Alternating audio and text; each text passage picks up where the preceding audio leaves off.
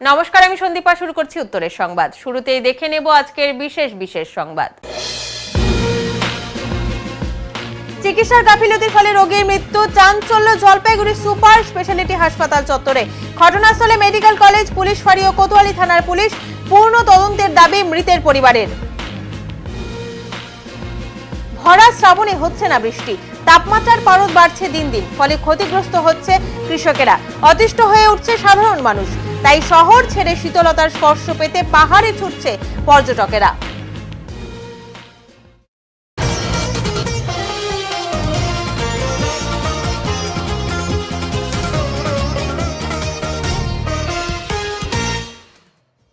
Jalpaiguri medical কলেজে চিকিৎসার গাফিলতিকে কেন্দ্র করে উত্তেজনা ছড়ালো।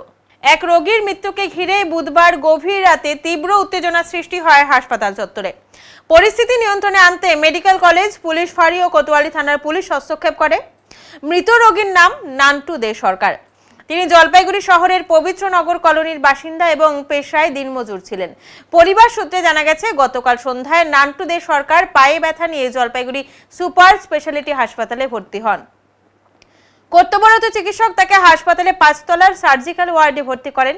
সেখানেই নার্সিং কর্মীরা তাকে একটি ইনজেকশন দেন। ইনজেকশন নেওয়ার কিছুক্ষণের মধ্যেই তার শারীরিক অবস্থার অবনতি ঘটে এবং পরে মৃত্যু হয়।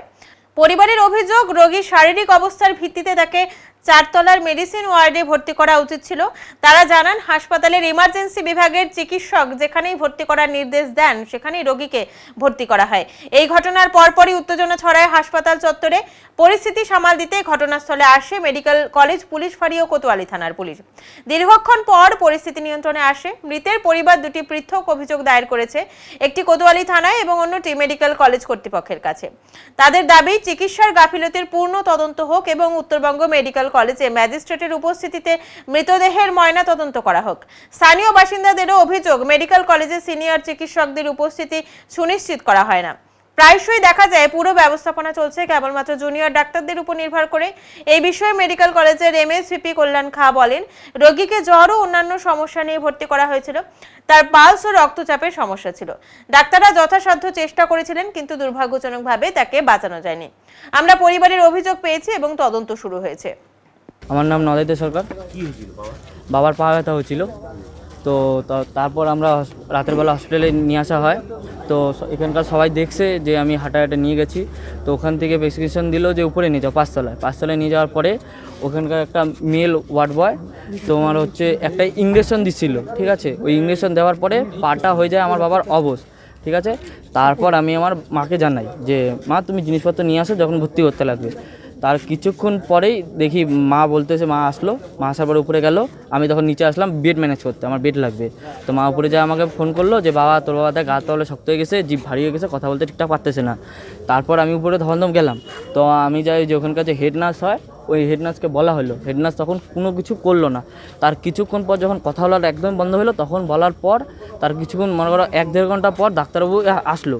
আসার পরে কিছু একটা জিজ্ঞাসা করার পরে অক্সিজেনটা দিল। অক্সিজেন কিছুক্ষণ দেওয়ার পরে বন্ধ হয়ে গেল। আমার এখানে একটা দাদা আছে, তো ওই দাদাটাকে আমি ডাক দিলাম। দাদা বললো যে অক্সিজেন বন্ধ হয়ে গেছে। তো তার কিছুক্ষণ পর তো শরীর তো শক্ত হয়ে গেছে। এবার আমার বাবা তো মারা গেছে। তো এবার আমি চাচ্ছি যে আমার বাবার জানি তদন্তটা হয়, যে আমার যে এটা কি হসপিটালে গাফিলতি নাকি কোনো ডাক্তার গাফিলতি করছে, সেই বিষয়ে আমি একটা বিচার চাই। তুমি কি মনে করছো? তুমি তো পেশেন্টটাকে, সুস্থ পেশেন্টকে নিয়ে এসো। হ্যাঁ, আমি তো সুস্থ পেশেন্টকে নিয়ে আসছি। কি মনে করছো, কি কারণে মৃত্যু? তো হসপিটালে কেউ গাফিলতি করছে, এখানকে কেউ নিচের কেউ গাফিলতি করছে, না হলে উপরে কেউ একজন গাফিলতি করছে, ওই কারণে আমার বাবার মৃত্যু হয়। তোমার বাবাকে যে ওয়ার্ডে ভর্তি করার কথা, সেই ওয়ার্ডে ভর্তি করা হয়েছিল? হ্যাঁ, 5 তলায় ভর্তি করা হয়েছিল। ডাক্তার পরে কি বলছে ডাক্তার তার কিছুক্ষণ পরে আইসে বলতেছে যে তোমার বাবাকে বলে 4 তলায় ভর্তি করতে লাগবে। তো ওই মুহূর্তে আমার মা ছিল, আমি নিচে এদিক ওদিক ম্যানেজ করতেছিলাম বেডটা। ভুল ওয়ার্ডে ভর্তি করা হয়েছিল? হ্যাঁ, তাই বলতেছে যে ডাক্তার যে ভুল ওয়ার্ডে বলে ভর্তি করেছে। তুমি যখন নিয়ে আসছো তখন বাবা কি খুব সিরিয়াস ছিল? না, তখন ওরকম সিরিয়াস ছিল না, খালি পায়ে ব্যথার জন্য বলতেছিল, হালকা ভর পাচ্ছি না। এখান থেকে যাওয়ার সময় অ্যাম্বুলেন্সে করে গেছে না ভেতরে কীভাবে নিয়ে গেছে? এখান থেকে আমাদের পাশে ভেতরে টোটো আছে, তো টোটো করে তো আমি নিয়ে আসছি। এখানকার তোমার স্টাফগুলো দেখছে যে আমি নামাই নিয়ে যে উপরে ওখানে যা বসায় নিয়ে স্লিপিং কাটছি। হ্যাঁ, এবং যখন ভর্তি করলো তখন কি ডাক্তাররা বলেছিল যে তোমার বাবা খুব সিরিয়াস, বাইরে নিয়ে যেতে হবে? না, এরকম কোনো কিছু বলেনি। কিছু বলেনি? না। এখন তোমরা কি চাইছো? এখন আমি চাচ্ছি বিচার, যে এটা আমার সাথে হয়েছে, নেক্সট টাইম জানি আর অন্য কারো কোনো মানুষের সাথে জানি না হয়। এরকম গাফিলতিটা। কি নাম তোমার? আমার নাম নদাইতে সরকার, নান্টুদে সরকার। বয়স কত বড়? বাবার বয়স 52, বাড়ি হচ্ছে মাসকালাবি বৈদ্যনাথ কলোনি। না না আমি বলবো না, কমপ্লেন হয়েছে আপনি কি না না না, আমি না না না না না না আমি বলবো না। আমার ভাই আমার ICS ঠিক আছে, আমি বলবো না, আমি কিছু জানি না, বললে হবে নাকি না? কমপ্লেন কি আপনি না নিলেন? আমি কিছু বলবো না, বলবো না আমি মানে প্রথমে আমি তখন আমার অর্গানাইজেশন অফিসে ছিলাম, খবর পেলাম যে একটা পেশেন্ট হাঁটতে হাঁটতে এখানে ভর্তি হয়েছে পা ব্যথা নিয়ে। সকাল থেকে সেরকম কোনো মেজর কমপ্লেন ছিল না যে অসুস্থ বা ইত্যাদি, এবং তারপরে হঠাৎ করে এখানে কোনো একটা ইঞ্জেকশন দেওয়া হয়েছে এবং তারপরেই পেশেন্টের হাত পা অসাড় হতে শুরু করে। এই খবরটা আমি পেয়েছিলাম আমার অফিসে বসে থাকাকালীন অবস্থাতেই। তার কিছুক্ষণের মধ্যেই, প্রায় ঘন্টাখানেকের মধ্যেই শুনলাম পেশেন্টটি এক্সপায়ার করে গেছে। খবর পাওয়ার পর এসেছি, যেটা জানলাম যে পেশেন্ট এখানে হাঁটাচলা অবস্থায় এসে ভর্তি হয়েছে। ভর্তি হওয়ার পর পেশেন্টকে যখন দেওয়া হয়েছে মেডিসিন ওয়ার্ডে না দিয়ে তাকে সার্জারিতে দেওয়া হয়েছে। এটা কর্তব্যরত চিকিৎসক বলছেন যে এই পেশেন্টটির আদপে যাওয়া উচিত ছিল মেডিসিনে 4 তলায়, সেখানে তাকে 5 তলায় পাঠানো হয়েছে। এবং কেন পাঠানো হলো এটা তো রহস্যজনক, নিচ থেকে তারা কি দেখলেন। 2 নম্বর, পেশেন্টের যে ইঞ্জেকশন দেওয়া হয়েছে এটা বলছে পেইন কিলার দিয়েছে। কী এমন পেইন কিলার দিল যার জন্য পেশেন্টের মৃত্যু হলো, এটা তদন্ত হওয়া উচিত। পরিবারের সাথে কথা বলেছি, তাদের পাশে থাকবো, তাদের সম্পূর্ণ বিষয়টার সাথেই আছি। ওরা ডিমান্ড করেছে যে উত্তরবঙ্গ মেডিকেল কলেজে ভিডিওগ্রাফির মাধ্যমে ম্যাজিস্ট্রেটের উপস্থিতিতে মানে পোস্টমর্টেম হোক। সেই ডিমান্ড অলরেডি তারা পুলিশের কাছে কমপ্লেন দিয়েছে এবং MSVPর কাছেও একটা কমপ্লেন দিয়েছে, যেটার একটা ইম্পার্শিয়াল ইনকোয়ারি হোক। আমার বক্তব্য শুধু এটাই যে যদি এদের কথা, যেটা এরা ভার্বালি বলছে, সেই কথা যদি সত্যি হয়ে থাকে যে পেশেন্টটার হয়তো সার্জারি ওয়ার্ডে যাওয়ার দরকার ছিল না, তার হয়তো কোনো মেডিসিন রিলেটেড প্রবলেম ছিল, সেটা যে কোনো রকমের প্রবলেম হতে পারে, সেই প্রবলেমই যদি থেকে থাকে তাহলে নিশ্চিতভাবে বলা যায় যে পেশেন্টটা অ্যাডমিট হওয়ার পর পেইন কিলার বা এ ধরনের ওষুধের বদলে তার অন্যান্য ওষুধের দরকার ছিল, যার ফলে তার এই ধরনের মানে কমপ্লেন্স ছিল। তো সেইটা করা হলো না কেন? বা ভর্তি হওয়ার পরে তো বেশ কিছুক্ষণ তিনি থাকলেন, তাকে তৎক্ষণাৎ কেন মেডিসিন ওয়ার্ডে ফরওয়ার্ড করা গেল না? তাহলে হয়তো এই ধরনের ঘটনা ঘটতো না। না, একদম নয়, একদম নয়। এই পরিষেবা মানুষ আশা করতে পারে না। আমি তো দীর্ঘদিন ধরে একটা কথা বলে আসছি যে হাসপাতালগুলি সম্পূর্ণভাবে জুনিয়র ডাক্তারদের ওপর নির্ভর করে চলছে। এখানে যত ডাক্তারের পোস্টিং, আমি বলতে কোনো দ্বিধা নেই, প্রত্যেকটি ওয়ার্ডে তাদের বেশিরভাগ হয় শিলিগুড়িতে অথবা কলকাতায় প্রাইভেট প্র্যাকটিস করেন। তারা 15 দিনে 2 দিনের জন্য অথবা 1 দিনের জন্য এই হসপিটালে আসেন, ওটি করেন, কাজ করেন, চলে যান। আউটডোর ঠিকমতো হয় না। কারা করে আউটডোরটা আপনারাও জানেন। এটা কিন্তু বারবার বলছি যে যেই ডাক্তারদের পোস্টিং, এত বড় হসপিটাল গভর্নমেন্ট তৈরি করেছেন, কেন্দ্র রাজ্য উভয়ের টাকায় হসপিটাল তৈরি হয়েছে। জলপাইগুড়ির মানুষের আশা আছে যে এই হসপিটাল থেকে ভালো সার্ভিস পাবে, কিন্তু সেই হসপিটালে যত ডাক্তারের পোস্টিং তারা কেউ এখানে কাজ করেন না। তারা সকলে শিলিগুড়ি থেকে প্রাইভেট প্র্যাকটিস করেন অথবা কলকাতায় তারা প্রাইভেট প্র্যাকটিস করেন। 15 দিনে 1 দিন আসেন। আমি দায়িত্ব নিয়ে বলছি, এই আমার অভিযোগ যদি মিথ্যা হয় তারা ব্যবস্থা নিতে পারেন। এইটা যদি বন্ধ না হয় তাহলে এই পরিণতি ঘটবে। এটা কি নতুন নাকি? আপনারা তো দেখছেন রেগুলার এই ধরনের ঘটনা ঘটছে, প্রতিদিন ঘটছে। এটা তো যারা স্বাস্থ্য প্রশাসনের দায়িত্বে আছেন জেলায় তারাও জানেন যে কাদের দায়িত্ব। যেই ওয়ার্ডের এই ঘটনা ঘটেছে সেই ওয়ার্ডের HOD কোথায় থাকেন? অর্থোপেডিকে যাওয়ার কথা ছিল, তার HOD কোথায় প্র্যাকটিস করেন আমরা জানি না। মেডিসিনের HOD কদিন এখানে আসেন আমরা জানি না। আমি তো বাই নেম বলছি, গাইনির HOD কদিন আসেন এখানে আমরা জানি না, কেউ পাবেন না। তো এই জন্যেই এটা হচ্ছে বলে মনে হচ্ছে। জুনিয়র ডাক্তার হয়তো সিদ্ধান্তহীনতায় ভুল টুল কিছু দিয়ে থাকতে পারেন, আমি বলতে পারবো না, তদন্ত করা দরকার। কিন্তু এটা তো ঠিক যে মানুষটা তো আর ফিরে আসবে না, মানুষটার জীবন তো ফিরে আসবে না। যখন ভুল চিকিৎসার অভিযোগ এসছে তখন এটার ইম্পার্শিয়াল ইনকোয়ারি হওয়া উচিত। এবং আমি দেখবো যে পুলিশ এক্ষেত্রে কী রাজধর্মের পালন করেন, কারণ তাদের ডিমান্ড আছে যে এটা special autopsy north Bengal medical কলেজে ভিডিওগ্রাফির মাধ্যমে ম্যাজিস্ট্রেটের উপস্থিতিতে করা হোক। এটা পুলিশ করে কি না, প্রয়োজন হলে তারা আদালতে যাবে, যদি না করে। এই ক্ষেত্রে পেশেন্ট যখন এসেছিলেন তার কোনো পালস বা বিপি রেকর্ডেবল ছিল না। প্রাথমিকভাবে যিনি দেখেছেন ডাক্তারবাবু, তার কাছে খবর যেটা পেয়েছি আমরা, এবং সেই অবস্থায় তাকে ফ্লুইড চালিয়ে, তার পায়ে ব্যথা ছিল, পায়ে ব্যথার ইঞ্জেকশন অবশ্যই দেওয়া হয়। সেই ক্ষেত্রে পেশেন্ট আপনার খুবই খারাপ ছিলেন এবং ড্রাউজি ছিল। জ্বর নিয়ে এসেছিল? জ্বর প্রায় ইতিহাস যেটা বলছে সাথে 4-5 দিনের জ্বর মিনিমাম ছিল। চিকিৎসা সেরকম হিস্ট্রি ছিল না। সেই হিসেবে তিনি পেশেন্টকে আমরা বাঁচাতে পারিনি, দুর্ভাগ্যজনক। সেই জায়গায় সরকারি নিয়ম মেনে এখানে ওনাদের অভিযোগ আমরা পেয়েছি, অভিযোগের ভিত্তিতে আমরা এনকোয়ারি করছি। একই সঙ্গে ওনার পোস্টমর্টম করা হচ্ছে, ম্যাজিস্ট্রেরিয়াল সাপোর্টের সাথে ভিডিওগ্রাফি করা হবে। ওনাদের যে অভিযোগ সেইটার যদি কোনো রকম সত্যতা থাকে তাহলে সেটা আমরা অবশ্যই দেখব। এবং আমাদের এই হাসপাতাল থেকে গতকাল প্রায় 260 জনকে আমরা ডিসচার্জ করেছি সুস্থ করে, 900 জনের উপর রোগী ভর্তি আছে, প্রায় 59টি অপারেশন, মেজর অপারেশন হয়েছে। এইখানে সরকারি ব্যবস্থাপনায় এবং সরকারি সহযোগিতায় আমাদের এখানে যা কাজ হচ্ছে সেটা অভূতপূর্ব।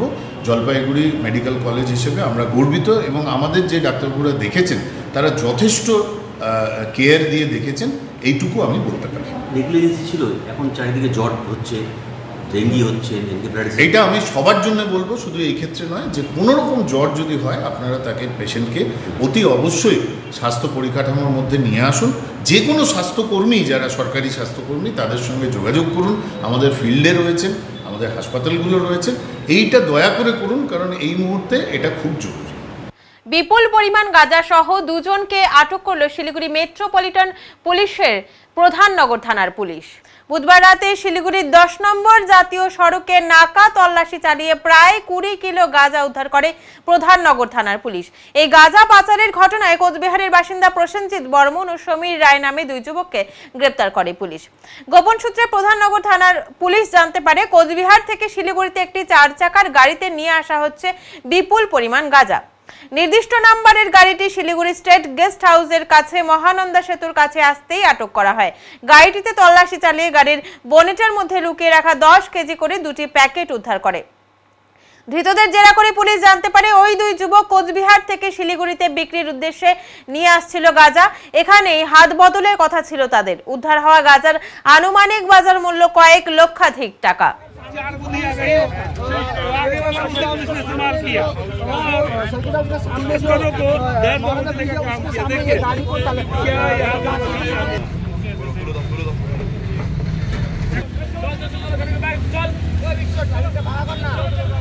বিজেপির বর্বরতার প্রতিবাদে ধিক্কার মিছিল ও বৃক্ষরোপণ কর্মসূচি তৃণমূল যুব কংগ্রেসের। বাংলা ভাষা, বাঙালি সংস্কৃতি, পরিবেশ ও সমাজ বিরোধী কার্যকলাপে লিপ্ত বিজেপির বিরুদ্ধে সরব হলো দার্জিলিং জেলা তৃণমূল যুব কংগ্রেস। বিজেপির উত্তরকন্যা অভিযানের নামে সম্প্রতি সংঘটিত বর্বরতার প্রতিবাদে 3 বাত্তি মোড় থেকে এক বিশাল ধিক্কার মিছিলের আয়োজন করা হয়। এই মিছিলে উপস্থিত ছিলেন শিলিগুড়ি পুরসভার মেয়র গৌতম দেব, প্রাক্তন বিধায়ক শঙ্কর মালাকার, এসডিডি এর চেয়ারম্যান দিলীপ দুগার ছাড়াও দার্জিলিং জেলা তৃণমূল যুব কংগ্রেসের অসংখ্য নেতাকর্মী। বিজেপির এই আচরণকে অপসংস্কৃতির ধারক ও বাহক হিসেবে আখ্যা দিয়ে মিছিলকারীরা তাদের প্রতিবাদ জানান শহরের বিভিন্ন প্রান্তে। মিছিল শেষে পরিবেশ রক্ষার বার্তা পৌঁছে দিতে অনুষ্ঠিত হয় বৃক্ষরোপণ কর্মসূচি। দার্জিলিং জেলার বিভিন্ন স্থানে গাছ লাগিয়ে পরিবেশের প্রতি দায়বদ্ধতার বার্তা দেন তৃণমূল যুব কংগ্রেস কর্মীবৃন্দ। তারা জানান, রাজনৈতিক অপসংস্কৃতি ও হিংসার বিরুদ্ধে লড়াইয়ের পাশাপাশি পরিবেশ রক্ষার মতো গুরুত্বপূর্ণ সামাজিক দায়িত্ব পালন করবে তৃণমূল যুব কংগ্রেস। হওয়ার পরে তাদের পুড়িয়ে হাতরাসে মারা থেকে শুরু করে আমরা সব সময় দেখছি, কটূক্তি থেকে শুরু করে ওনারা করছেন। ওনারা ভোটের নামে মহিলাদের কখনো রোজগারে বায়না, কখনো বিভিন্ন সরকারি সুরক্ষা দেওয়ার নামে 2 দিন দেওয়ার পর সেগুলো বন্ধ করে দিচ্ছেন অথবা সেগুলো কমিয়ে দিচ্ছেন। তো অতএব এর থেকে বোঝা যায় যে তারা তাদের যে কৃষ্টি সংস্কৃতি, তারা সেটা সবসময় নারীদের বিরুদ্ধে। এবং মমতা বন্দ্যোপাধ্যায় যেখানে কন্যাশ্রী থেকে শুরু করে স্বাস্থ্যসাথী থেকে শুরু করে নারীদেরকে সম্মান দিচ্ছেন, সেখানে তাদের মমতা বন্দ্যোপাধ্যায়ের পাশে এই বিপুল সংখ্যক নারী তাদের সঙ্গে রয়েছেন। কিন্তু বিজেপির এই যে সংস্কৃতিকে আমরা ধিক্কার জানাই। আমাদের 21শে জুলাইয়ের মঞ্চ থেকে আমাদের নেত্রী বলেছেন, বিজেপি জব্দ হবে, স্তব্ধ হবে, এই স্লোগান নিয়ে আমরা আগামী দিনে এগিয়ে যাব। বাল্যবিবাহ ও শিশু নির্যাতন বিরোধী পথনাটকে মুক্তাঙ্গন। জলপাইগুড়ি মুক্তাঙ্গন নাট্যগোষ্ঠীর আয়োজনে নতুন বস্তি ও বারোয়ারি ক্লাবে প্রদর্শিত হলো বাল্যবিবাহ ও শিশু নির্যাতন বিরোধী পথনাটক আলো। বিভিন্ন জেলা সহ জলপাইগুড়ি জেলায়ও বাল্যবিবাহ, মানব পাচার ও শিশু নির্যাতনের ঘটনা দিন দিন বৃদ্ধি পাচ্ছে। অর্থনৈতিক সমস্যার দোহাই দিয়ে মেয়েদের কম বয়সে বিয়ে দেওয়ার প্রবণতা বাড়ছে। অনেক প্রকল্প আছে যার সাহায্যে লেখাপড়া করে নিজের পায়ে দাঁড়ানো যায়, কিন্তু সেগুলোর খোঁজ জানেন না অধিকাংশ মানুষই। অধিকাংশ কেস লিপিবদ্ধ হয় না বিভিন্ন কারণে, বা এই ধরনের ঘটনা ঘটলে অপরাধীর বিরুদ্ধে কি ব্যবস্থা নেওয়া যায় অনেকেই জানেন না। সংস্থার নাট্য নির্দেশক রীনা ভারতী বলেন, আমাদের প্রতিবাদ বা সচেতন করার মাধ্যম থিয়েটার।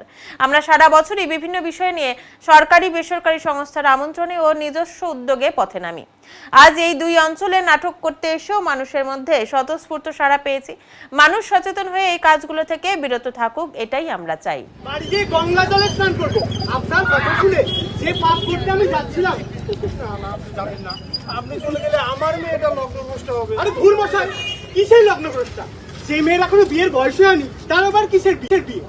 ঠিকই তো, যে মেয়ের এখনো বিয়ের বয়সই হয়নি তার আবার লগ্নভ্রষ্ট হওয়ার কি আছে? আচ্ছা আপনারা বলুন তো, একটি কাঁচা হাঁড়ি ও একটি পাকা হাঁড়িতে চাল ও জল দিয়ে ফোটালে কোন হাঁড়ির ভাত আগে খেতে পারবে? পাকা হাঁড়ি। আর কাঁচা হাঁড়ি কি হবে? ভেঙে যাবে। ঠিক তেমনি 18 বছরের নিচে মেয়ের বিয়ে দিলে সেই মেয়ে সন্তান প্রসব করবার সময় মারা যেতে পারে। অন্য ধরনের অনুভূতির টানে জলপাইগুড়ি ছেড়ে ডুয়ার্স সহ অন্যান্য পাহাড়ি অঞ্চলে পর্যটকেরা। একদিকে যেমন গরম, অন্যদিকে তেমনি বর্ষা নেই, ফলে ঠান্ডার পরিবেশ নিতে এখন ডুয়ার্স সহ দার্জিলিং এর মিরিক, দুধিয়া সহ বিভিন্ন জায়গাগুলিতে পর্যটকদের ভিড়। এখন যেমন বর্ষার দেখা নেই, অন্যদিকে তেমন চরম রোদ জলপাইগুড়ি সহ উত্তরবঙ্গের বিভিন্ন জেলাগুলিতে। আর তাই অন্য ধরনের অনুভূতি নিতেই দক্ষিণবঙ্গের বিভিন্ন জেলাগুলোর থেকে কার্শিয়াং, কালিম্পং, মিরিক, লাভা সহ অন্যান্য স্থানগুলিতে এখন ভিড় জমাচ্ছেন পর্যটকেরা। আর সেই ঠান্ডার অনুভূতি নিতেই জলপাইগুড়ি সহ জেলার বাইরের বিভিন্ন জায়গা থেকে পর্যটকরা এই সমস্ত জায়গাগুলিতে আসছেন আর দেখছেন প্রকৃতির বিভিন্ন রূপ, উপভোগ করছেন ঠান্ডার পরিবেশ। জলপাইগুড়ি জেলার এক ছাত্রী বলে, শহরের ঘিঞ্জি ও গরমের পরিবেশ থেকে কিছুটা রিল্যাক্স নিতেই আমরা ডুয়ার্সের বিভিন্ন জায়গায় ঘুরছি, অনুভব অন্য ধরনের হচ্ছে। শিলিগুড়ির এক পর্যটক বলেন, কাশ্মীরের অনুভূতি আমরা এখানে অনুভব করছি, এক কথায় দারুণ। বিদ্যালয় পড়ুয়াও বলেন, ঘোড়ার রাইডিং থেকে পাহাড় পর্বত সব ধরনের ছবি দেখা যাচ্ছে এখানে। সেমি কাশ্মীর তো আমরা যাইনি, সেমি কাশ্মীর টাইপের ফিলিং হচ্ছে, সেমি কাশ্মীর।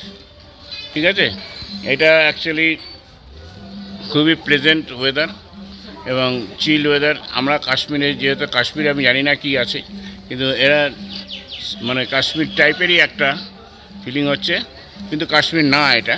হ্যাঁ, কিন্তু খুবই ভালো, খুবই সুন্দর। আমাদের নর্থ বেঙ্গলে এত সুন্দর জায়গা, গরমের হাত থেকে আমরা মোটামুটি 70% নিস্তার পেলাম। হ্যাঁ, এখানে ওই কাশ্মীরের মতন একটা মিনি লেক, বললাম তো কাশ্মীরের কিছুটা ফিলিং আসছে, কাশ্মীর না এটা, কিন্তু কাশ্মীরের মতন ফিলিং হয়। ঘোড়াও আছে, লেকও আছে, বোটিংও আছে, হ্যাঁ, গার্ডেনও আছে, পাইন গার্ডেনও আছে, কোনো অংশ কম নাই। হয়তো বা ওখানে 2000 আছে, এখানে 200 আছে। হ্যাঁ, জিনিসটা এরকমই। আমার খুব ভালো লাগছে, খুব ভালো লাগছে। আমি এখানে অনেক গাছপালা দেখলাম, পাইন গাছ দেখলাম, পার্ক দেখলাম, একটা লেক দেখলাম, আরও অনেক কিছু দেখেছি। আমার খুব সুন্দর লেগেছে এটা। তার থেকে এখানে খুবই বেশি ঠান্ডা, আমার খুব ভালো লাগে। আর হ্যাঁ, ঘোড়া তো এখানে প্রচুর আছে। এবং কি দেখবে? মিরিকে এসেছি তো, এখানে সুন্দর প্রচণ্ড ভিউটা। তো জলপাইগুড়ি শহরে যেমন প্রচণ্ড গরম, এখানে প্রচণ্ড মানে ঠান্ডা আছে, মানে খুব ভালো লাগছে এখানে এসে। আর এখানে নদীও আছে চারপাশে, খুব মজা আসছে, মানে একদম খুব ভালো লাগছে, খুব ভালো। কারণ জলপাইগুড়িতে প্রচণ্ড গরম, এই গরমের মধ্যে মানে প্রচণ্ড অসুবিধা হয়, কিন্তু এখানে পাহাড়ে এসে প্রচণ্ড শান্তি লাগে, মানে মনে হয় যে এখানেই থেকে যাই। খুব ভালো লাগে এখানে, প্রচণ্ড ঠান্ডাও, এখানে কোনো গরম নেই, প্রচণ্ড লাগছে। এখানে অনেক গাছপালা রয়েছে যেটা শহরে নেই, সুন্দর সুন্দর গাছপালা, ফুল গাছ রয়েছে, তারপরে লেক রয়েছে, তারপরে সুন্দর সুন্দর স্পট রয়েছে অনেক। তারপরে হলো এখানে রাস্তাগুলোও প্রচণ্ড সুন্দর। আর এখানে শহরাঞ্চলে প্রচণ্ড ভিড়, গ্যাঞ্জাম আর প্রচণ্ড নোংরা হয়ে যায়, মানে শহরটাকে ওরা নোংরা করে ফেলে, কিন্তু পাহাড়ের পরিবেশটা আলাদা একদমই, খুব ভালো লাগে। আচ্ছা, পাইন গাছও অনেক আছে। আর কিন্তু শহরাঞ্চলে যেমন এরকম কোনো গাছ নেই, গাছ নেই বলতে গেলে, কিন্তু পাহাড়ে এসে খুব ভালো লাগে, এত গাছপালা, ফুল গাছ, লেক, স্পট সুন্দর সুন্দর, খুব ভালো লাগে। হ্যাঁ, একটু আলাদা। আমি তো ফার্স্ট টাইম এলাম, খুব ভালো লাগলো। এখন এনেছি ছোট্ট একটি বিরতি, ফিরে আসছে একটু পরে, সঙ্গে থাকুন। সব সময় সব দিকের সব খবর পেতে সাবস্ক্রাইব করুন, বেল আইকনটি প্রেস করে আপডেট থাকুন।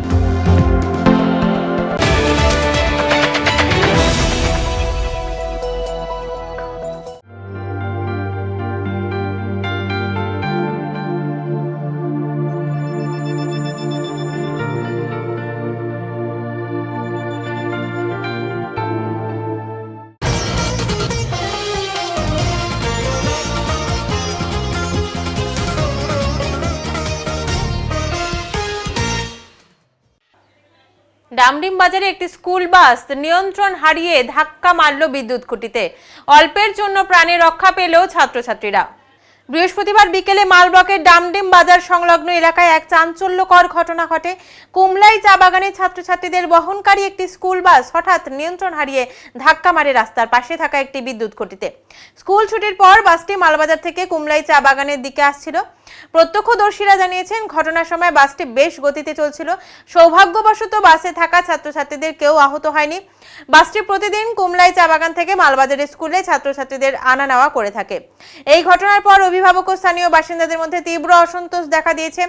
অভিযোগ উঠেছে এই বাস সহ অন্যান্য স্কুল বাসেও প্রায়শই গাদাগাদি করে ছাত্রছাত্রী তোলা হয় এবং যানবাহনগুলোর নিয়মিত রক্ষণাবেক্ষণ বা মেরামতির কোনো ব্যবস্থা নেই। যান্ত্রিক ত্রুটির কারণেই এই দুর্ঘটনা বলে জানা গেছে। স্থানীয়রা প্রশাসনের কাছে দ্রুত হস্তক্ষেপ ও স্কুল বাসগুলোর নিয়মিত পরিদর্শনের দাবি জানিয়েছেন যাতে ভবিষ্যতে এমন ঘটনা এড়ানো যায়। স্কুল বাসটা ডামডিম বাজার থেকে আসছিল আর সে সোজা এসে ফুলকুটিতে মারলাম। গাড়ি ভর্তি স্টুডেন্ট ছিল। আচ্ছা, কোথাকার ছিল ওরা? গাড়িটা তো কুমলায়। আমার স্টুডেন্টগুলো কোথায়? কুমলায় চালাগানে। তারপরে এখানে এখন কি হচ্ছে? এখন কি গাড়ির তো ড্রাইভার নেই, খালাসি নেই, সবাই লোকজন আছে, সবাইকে দৌড়াদৌড়ি করে বাচ্চাগুলো বের করা হলো দেখছিল। এটা কোন জায়গা? এটা ডামডিম বাজার। এখানে আমরা তো বাইরে বসেছিলাম, আমার মেয়েগুলো এখানে ছিল। হুট করে আওয়াজ হলো, ড্রাইভার এখন বলতেছে কি ওর এক্সেল না কি খুলে গেছে। তো আমি বললাম কি ভাই এরকম কন্ডিশনে অবস্থা তুমি গাড়ি চালাচ্ছ, তো স্টুডেন্টকে নিয়ে যাচ্ছ, কোনোদিন ঘটনা হলে আমরা তো ওখানে বসবাস করি, ওখানে বসি প্রত্যেক দিন, বসি ওখানে। কিন্তু ড্রাইভার নিজের বললো কি হ্যাঁ সার্ভিসিং করানোর দরকার ছিল, তো সার্ভিসিং করা হয় না বলে এই জন্য এই দুর্ঘটনা। হ্যাঁ এরকম অবস্থা তো বসের অবস্থা খারাপ আছে। তো স্টুডেন্ট পুরো ভর্তি ছিল। তো আচ্ছা, স্টুডেন্ট তো ভয় চোটে, তারপরে এই যে ইলেকট্রিক ওই যে খোলা তার থাকলে তো বিরাট ঘটনা হয়ে যেত। আচ্ছা, তার তো পোলটা তো পুরো ভাঙে গেছে। কোথাকার স্টুডেন্ট ছিল ওরা? কুমলাই বাগানে। বাসটা কোথায়? বাস তো ড্রাইভার বলতেছে মালবাজারের বাস। এটা কোন জায়গা? এইটা তো কুমলাই রোডে, কুমলাই রোড বলে এটাকে, ডামডিম বাজার কুমলাই রোড। আপনার নাম? সন্তোষ গুপ্তা। চাকরির প্রলোভন দেখিয়ে তরুণী পাচারের ঘটনায় শিলিগুড়িতে গ্রেপ্তার আরও দুজন। সংস্থার প্রোগ্রাম কোঅর্ডিনেটর বীরেন্দ্র প্রতাপ সিং এবং মনোজ কুমার নামে ছত্তিশগড়ের আরেক ব্যক্তিকে গ্রেপ্তার করল নিউ জলপাইগুড়ি জিআরপি। যদিও তার দাবি বৈধ নথি দিয়েই 2022 থেকে শিলিগুড়ি স্ট্যান্ড বাইপাসের ঠাকুরনগরে স্কিল ডেভেলপমেন্ট সেন্টারটি রয়েছে। শিলিগুড়ির ঠাকুরনগরে প্রায় 2 লক্ষ টাকায় ঘর ভাড়া নিয়ে হোটেল ম্যানেজমেন্টের প্রশিক্ষণ দেওয়া হতো এই সেন্টারে। কিন্তু গত সোমবার নিউ জলপাইগুড়ি স্টেশন থেকে 56 জন তরুণীকে হোটেল ম্যানেজমেন্টের কোর্স করিয়ে বেঙ্গালুরুতে একটি ইলেকট্রনিক স্কুটির সংস্থায় চাকরির জন্য নিয়ে যাওয়া হচ্ছিল। সোমবার নিউ জলপাইগুড়ি স্টেশনে ভিন রাজ্যে নিয়ে যাওয়ার সময় ওই 56 জন তরুণীকে উদ্ধার করে নিউ জলপাইগুড়ি জিআরপি। এই ঘটনায় জিতেন্দ্র কুমার এবং চন্দ্রিমা করকে গ্রেপ্তার করে মঙ্গলবার জলপাইগুড়ি আদালতে পাঠায় জিআরপি। আদালতের কাছ থেকে ধৃতদের 6 দিনের রিমান্ড পায় জিআরপি। গতকাল দুপুরে জিতেন্দ্র কুমারকে নিয়ে ঠাকুরনগরের ওই ইনস্টিটিউট এবং পার্শ্ববর্তী একটি হোটেলে হানা দেয় জিআরপি। ওই ইনস্টিটিউটে হানা দিয়ে মঙ্গলবার প্রচুর তথ্য এবং নথি জোগাড় করে জিআরপি। পাশাপাশি ওই ইনস্টিটিউটের পার্শ্ববর্তী একটি হোটেল থেকেই চাকরির প্রলোভন দেখিয়ে তরুণী পাচারের ঘটনায় আরও 2 জনকে গ্রেপ্তার করে জিআরপি। জিআরপির হাতে গ্রেপ্তার হয় সংস্থার প্রোগ্রাম কোঅর্ডিনেটর বীরেন্দ্র প্রতাপ সিং এবং ছত্তিশগড়ের বাসিন্দা মনোজ কুমার। তিনি নিজেকে নির্দোষ এবং তার সংস্থার সমস্ত নথি আছে বলেই দাবি করেন, কিন্তু তদন্তের স্বার্থে জিআরপি ওই 2 ব্যক্তিকে হোটেল থেকে আটক করে জিজ্ঞাসাবাদের জন্য হেফাজতে নেয় এবং বুধবার তাদের কথাবার্তায় অসঙ্গতি মেলায় 2 জনকে গ্রেপ্তার করা হয়। আজ ধৃত 2 জনকে জলপাইগুড়ি আদালতে পাঠায় নিউ জলপাইগুড়ি জিআরপি। জানা গিয়েছে জলপাইগুড়ি আদালতে 2 জনকে তুলে আজ 5 দিনের রিমান্ডের আবেদন জানানো হয়েছে। রোহিণী যাত্রীবাহী গাড়ির চালককে মারধরের অভিযোগ। দোষীদের গ্রেপ্তারের দাবিতে তরাই চালক সংগঠনের বিক্ষোভ। শিলিগুড়ি থেকে কার্শিয়াং যাওয়ার পথে রোহিন রোডে পর্যটকবাহী একটি ছোট গাড়ির চালককে বেধড়ক মারধরের অভিযোগ উঠল এক ট্রাক চালকের বিরুদ্ধে। এই ঘটনার প্রতিবাদে আজ শিলিগুড়ি থেকে দার্জিলিংগামী সমস্ত ছোট গাড়ি চলাচল বন্ধ রেখে বিক্ষোভ দেখালো তরাই চালক সংগঠনের সদস্যরা। তাদের দাবি, অভিযুক্ত ট্রাক চালককে অবিলম্বে গ্রেপ্তার করতে হবে। জানা গিয়েছে, আক্রান্ত গাড়ির চালক মানিক বণিক বুধবার যাত্রী নিয়ে শিলিগুড়ি থেকে কার্শিয়াং যাচ্ছিলেন। রোহিন রোডের কার্গিল দারার কাছে একটি ট্রাককে ওভারটেক করার সময় ট্রাক চালক তাকে প্রথমে অকথ্য ভাষায় গালিগালাজ করে। এরপর গাড়ি থামিয়ে আরো কয়েকজন ট্রাক চালককে সঙ্গে নিয়ে মানিক বাবুকে বেধড়ক মারধর করা হয়। সেই সময় তার গাড়িতে একাধিক পর্যটক ছিলেন। আহত অবস্থায় তাকে উদ্ধার করে শিলিগুড়ি জেলা হাসপাতালে ভর্তি করা হয়েছে। ঘটনার পর মানিকবাবু কার্শিয়াং থানায় লিখিত অভিযোগ দায়ের করেন। তবে অভিযোগের 24 ঘন্টা পরেও এখনো পর্যন্ত কাউকে গ্রেপ্তার করা হয়নি বলে অভিযোগ। এই ঘটনায় ক্ষোভে ফেটে পড়েছেন গাড়ির চালকরা। তরাই চালক সংগঠনের সম্পাদক মেহবুব খান বলেন, আমরা নিরাপদে কাজ করতে চাই, কিন্তু এখন রাস্তায় গাড়ি চালানোই বিপজ্জনক হয়ে উঠছে। দোষীদের দ্রুত গ্রেপ্তার করতে হবে, না হলে বৃহত্তর আন্দোলনে যেতে বাধ্য হবে। আহত চালকের স্ত্রী রিনা তামাং বলেন, আমার স্বামী কোনো দোষ না করেই মার খেয়েছে। অভিযুক্তদের বিরুদ্ধে দ্রুত ব্যবস্থা নেওয়া হোক। আজ সকাল থেকেই দার্জিলিং মোড় সংলগ্ন ট্রাক স্ট্যান্ডে গাড়ি দাঁড় করিয়ে চালকরা বিক্ষোভে সামিল হন। এই কারণে সকাল থেকে শিলিগুড়ি দার্জিলিং রুটে ছোট গাড়ির পরিষেবা কার্যত বন্ধ থাকে। কি হয়েছিল বলেন তো? হ্যাঁ, কালকে ও সকালে গেছিল, এসে তারপরে বলে রাস্তার মধ্যে, আমি তো জানি না, আমি ফোন করলাম যে তুমি কোথায় আছো, তো বলে আমার এখানে ঝগড়া লাগছে, তো আমাকে 6-7 জন মিলে মারছে। তো আমাকে এখানে আমার ড্রাইভিং লাইসেন্সটাও নিয়ে নিছে, 5000 টাকা পকেটে ছিল, ওটার মধ্যে 10 টাকা খরচ করছে ও টোল ট্যাক্সে, ওটাও নিয়ে নিছে। মোবাইলে বলে হাত থেকে নিচ্ছিল। আর ওরা 6-7 জন মিলে মারছে ওকে। এরকম হয়, একজন ঠিক আছে, ওরা একা একা পড়তেছিল ঠিক আছে, গাড়ি থামে একবার জিজ্ঞেস তো করতে হবে যে কার দোষ আছে না আছে। এমন যে ওরা নামে হাত লাগাই দিবে, এরকম কি? এখন কি অবস্থা আপনার হাসবেন্ড? এখন সিটি স্ক্যান হইলো, রিপোর্ট কালকে আসবে, হাসপাতালে ভর্তি আছে। ওর পুরো চেহারা ফুলে গেছে একদম। খুব মারধর করা যায় নাকি? হ্যাঁ, ওর 6-7 জন মিলে, আর মোটা সোটা লম্বা, ও তো নাটা আছে না, একা একা থাকতো তাও পারতো, কিন্তু ওরা তো এত মোটা সোটা লম্বা আছে, ওদের সাথে ও পারবে একা? এটা কি দাদাগিরি চলে নাকি? এরকম হয় বলো তো? ওরাও কাজ করে খায়, এরাও কাজ করে খায়। কারা এরা? আমার বোন। না না, আর যারা মারছে তারা কারা? ওরা যারা মাছদার গাড়ি ড্রাইভার আছে, ওরা তো কাজ করে, একটু বুঝতে হবে না? আজকে যদি শিলিগুড়িতে এরকম হইতো তারা ও তো মানতো, একটু বুঝতে হবে না? আপনার নাম? রিনা তামাং। এখন এনেছি ছোট্ট একটি বিরতি, ফিরে আসছে একটু পরে, সঙ্গে থাকুন। সব সময় সব দিকের সব খবর পেতে সাবস্ক্রাইব করুন, বেল আইকনটি প্রেস করে আপডেট থাকুন।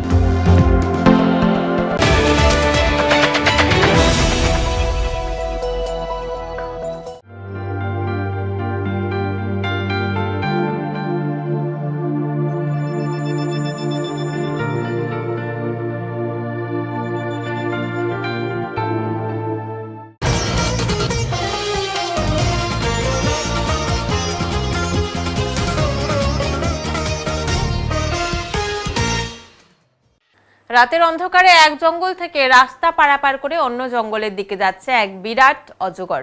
এরকমই এক ছবি ধরা পড়লো একটি ছোট গাড়ির চালকের মোবাইলে। ঘটনাটি ঘটেছে মালবাজার মহকুমার ক্রান্তি ব্লকের কাঠামবাড়ি জঙ্গলের রাস্তায়।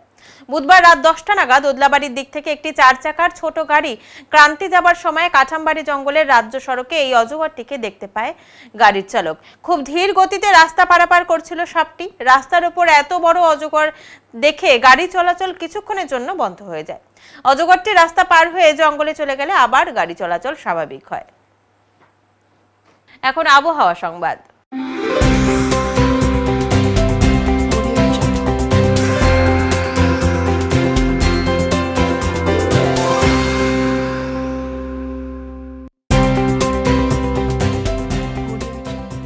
কেন্দ্রীয় আবহাওয়া দপ্তরের জলপাইগুড়ি কেন্দ্র থেকে পাওয়া তথ্য অনুযায়ী বৃহস্পতিবার দিনের সর্বোচ্চ তাপমাত্রা ছিল 38.5 ডিগ্রি সেলসিয়াস ও সর্বনিম্ন তাপমাত্রা ছিল 28 ডিগ্রি সেলসিয়াস। গত 24 ঘন্টায় কোনো বৃষ্টিপাত হয়নি। শেষ করবার আগে আজকের বিশেষ সংবাদ আরো একবার। চিকিৎসার গাফিলতির ফলে রোগীর মৃত্যু, চাঞ্চল্য জলপাইগুড়ি সুপার স্পেশালিটি হাসপাতাল চত্বরে। ঘটনাস্থলে মেডিকেল কলেজ, পুলিশ ফাঁড়ি ও কোতোয়ালি থানার পুলিশ। পূর্ণ তদন্তের দাবি মৃতের পরিবারের। ভরা শ্রাবণে হচ্ছে না বৃষ্টি, তাপমাত্রার পারদ বাড়ছে দিন দিন, ফলে ক্ষতিগ্রস্ত হচ্ছে কৃষকেরা, অতিষ্ঠ হয়ে উঠছে সাধারণ মানুষ। তাই শহর ছেড়ে শীতলতার স্পর্শ পেতে পাহাড়ে ছুটছে পর্যটকেরা।